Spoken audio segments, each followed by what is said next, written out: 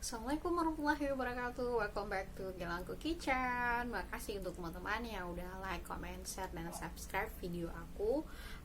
Jangan lupa untuk notifikasinya dinyalain ya, biar dapat update terbaru dari video aku.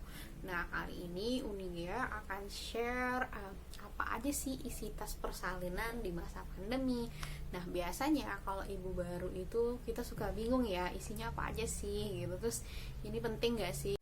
Nah, pentingnya untuk mencari tahu apa aja isi tas persalinan itu adalah supaya kita nggak ribet nih, apalagi di masa pandemi terus nenteng-nenteng isi banyak, kan kita mau persalinan bukan mau staycation atau mau liburan. Jadi alangkah baiknya teman-teman melis dulu ini penting atau tidak, bisa diminimalisir atau tidak, apalagi untuk teman-teman yang seperti aku yang cuma berdua sama suami di rantau di masa pandemi. Jadi aku bikin video ini supaya bisa membantu teman-teman yang juga new mom seperti aku dan meminimalisir membawa tentengan yang banyak. Yang penting ada dalam satu tas, terus semuanya udah di prepare. Nah, aku prepare semua persiapan itu dalam satu tas, jadi tinggal bawa aja. Nah, sebelum memprepare semua dokumen harus dipastikan dulu teman-teman mau melahirkannya di klinik, di bidan bersalin atau di rumah sakit, karena biasanya mempunyai standar-standar tertentu. Nah, ini aku case-nya aku lahiran di bidan dan biasanya sih nggak terlalu jauh perbedaannya, hanya saja ada mungkin poin-poin penting yang berbeda. Jadi aku ngambil yang secara general. Nah, yang pertama itu adalah persiapan dokumen. Nah, ini aku nyiapin semua dalam satu tas itu ketika usia kehamilan 9 bulan, karena kalau udah 9 bulan itu kita nggak tahu tuh babynya bakal launching kapan, bisa sesuai HPL, bisa lebih cepat atau maju atau mundur. Nah, jadi makanya biar nggak kerasa kusuk ya udah kita persiapkan di usia kandungan 9 bulan. Ya di bawah itu juga nggak apa-apa sih. Nah, ini aku ngambil di standarnya aku. Nah, itu kembali lagi kepada teman-teman mau persiapannya di usia kandungan berapa. Aku kenapa ngambil 9 ya supaya nggak terlalu ribet dan nggak terlalu riweh juga. Jadi ya tinggal nunggu aja. Nah, balik lagi ke dokumen. Yang pertama itu adalah buku KIA, buku kesehatan ibu dan anak. Nah, ini nih jangan sampai lupa.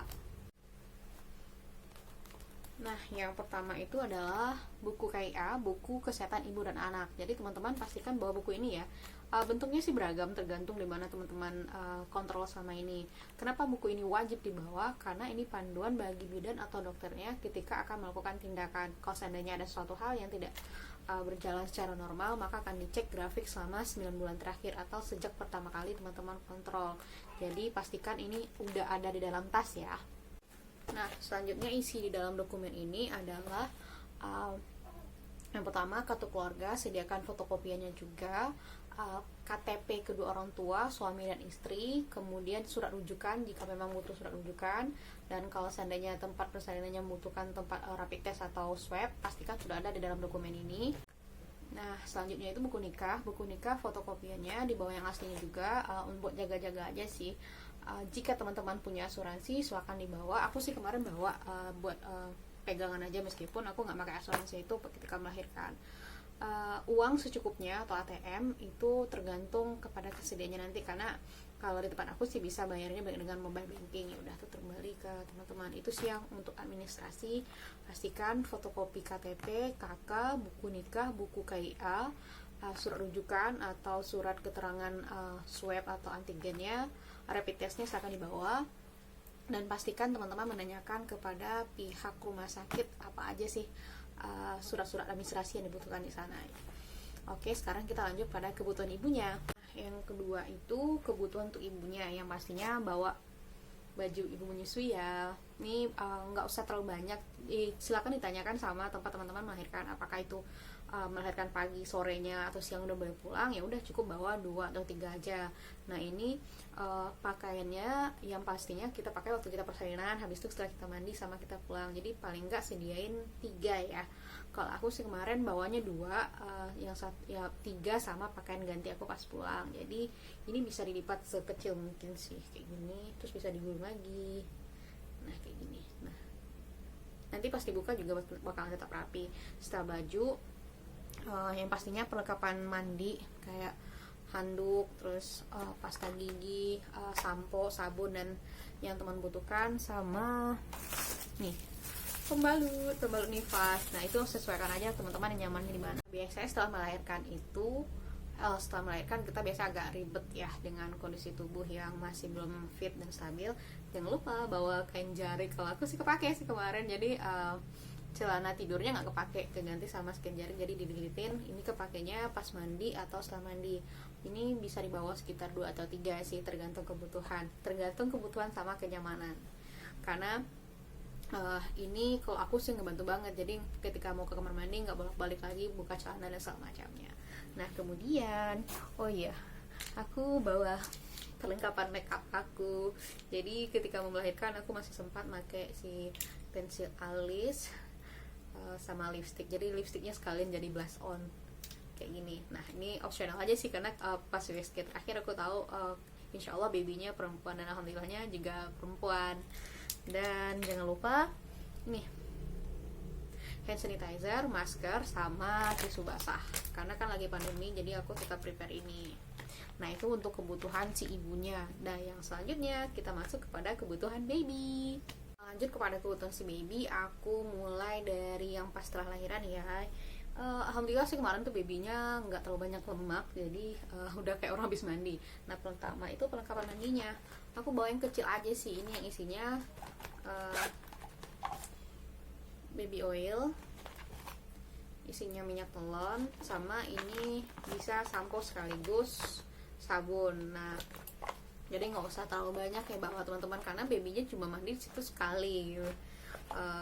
Dan jangan sampai bawa semua perlengkapan skincare-nya baby tapi nggak kepake, kan sayang juga ngabisin tempat. Setelah itu aku bawa kain bedongan. Nah aku bawa kain bedongan. Bedongan ini kan karena bayi itu masih beradaptasi dengan dunia luar, jadi butuh dibedong, bukan diikat kenceng ya, tapi karena fungsi bedong ini bukan untuk meluruskan kakinya, melainkan supaya babynya tetap hangat. Jadi aku kemarin bawanya sekitar 2 di dalam. Ya udah, habis dia lahiran pakai ini, terus pas pulang juga dipakai lagi ini. Selanjutnya adalah oh iya nih, singlet ini ukuran yang paling kecil. Jadi sekarang tuh udah nggak boleh pakai yang apa ya, gurita itu ya, itu tuh nyesek banget. Bayi kecil kok udah dipasang gurita tuh nyesek. Kita aja dipakai gurita gimana rasanya pagi bayi. Nah ini ukurannya S, aku kemarin bawanya juga 2.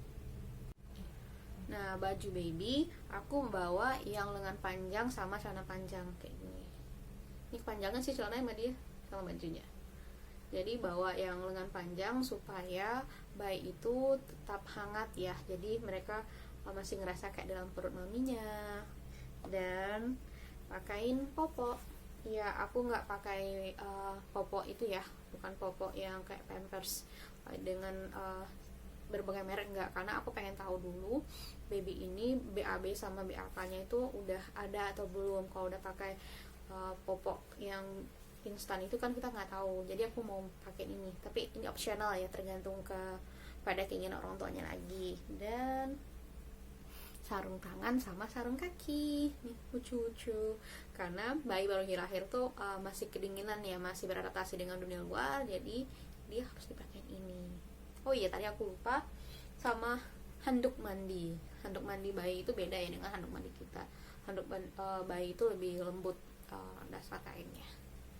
Nah sama topi aku bawa 2, dan aku memang cuma beli 2. Pada kenyataannya topi ini nggak kepake juga, jadi ya buat teman-teman belilah topi bayi ini secukupnya.